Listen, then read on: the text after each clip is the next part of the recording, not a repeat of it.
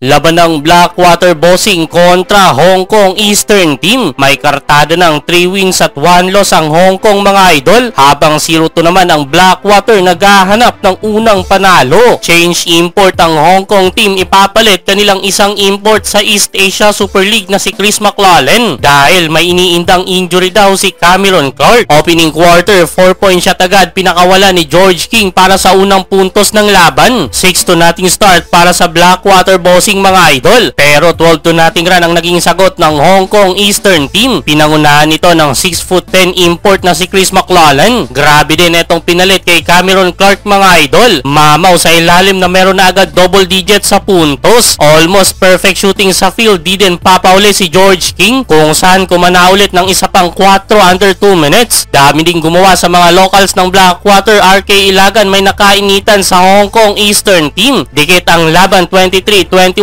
end of first quarter. Entering second quarter, patuloy ang scoring ni George King. Buwat na ang opensa ng Blackwater Bossing, pero palitan lang ng basket ang dalawang team mga idol. Lalamang ang Blackwater, lalamang ang Eastern Team. Tumatrabaho na din ang mga locals ng Hong Kong. Halfway mark, biglang umabante ang Blackwater. Ayaw pa rin paawat ni George King na pumakawala na naman ang pangatlong 4-point shot. Showtime na si King mga idol. Medyo nabitin nga lang sa kanyang reverse dunk. 29 points, 9 rebounds na under 4 minutes. Sa kabila ng naghahalimaw na laro, kalmado lang si George King. Though patuloy pa rin din naman ang pagpunto sa ilalim ni Chris McLaughlin, pero meron na itong tatlong personal foul. Nakakagit-gita na sa ilalim si Brandon Ginto. Naiangat pa sa 10 ng Blackwater kanilang lead. End of second quarter, 49-39. 31 points na si George King kalaban ng 22 points ni Chris McLaughlin. Tamang pahinga muna si Cameron Clark mga idol. For sure, ibabalik din ito ng Hong Kong Eastern Team. Entering third quarter, sumalampak na din si Chris McLaughlin. Hindi na napigilan niya ni George King. Off night si Hayden Blankley, nakaka 2 points pa lang mga idol, pero dahan-dahang umabol ang Hong Kong Eastern Team hanggang sa naitabla na nila ang talaan, 53 all under 5 minutes. Biglang nabaliktad ang laban mga idol nang biglang lumamang 10 ang guest team. Nalimitahan sa quarter na ito si George King na umiscore lamang ng 2 points. Nakapahabol ng buzzer beater si James Kikwete, pero 8-point lead na pangawakan ng Hong Kong end of third quarter, 66-58. Fourth quarter, sumubok na sumalampak ulit ang import ng Hong Kong, pero mukhang nasobrahan ata sa gigil. Nanlamig ang opensa ng Blackwater, napagod na rin kakabuhat si George King. Hindi na nakahabol dyan ang bossing mga idol. Sa dulo, panalo ang Hong Kong Eastern Team.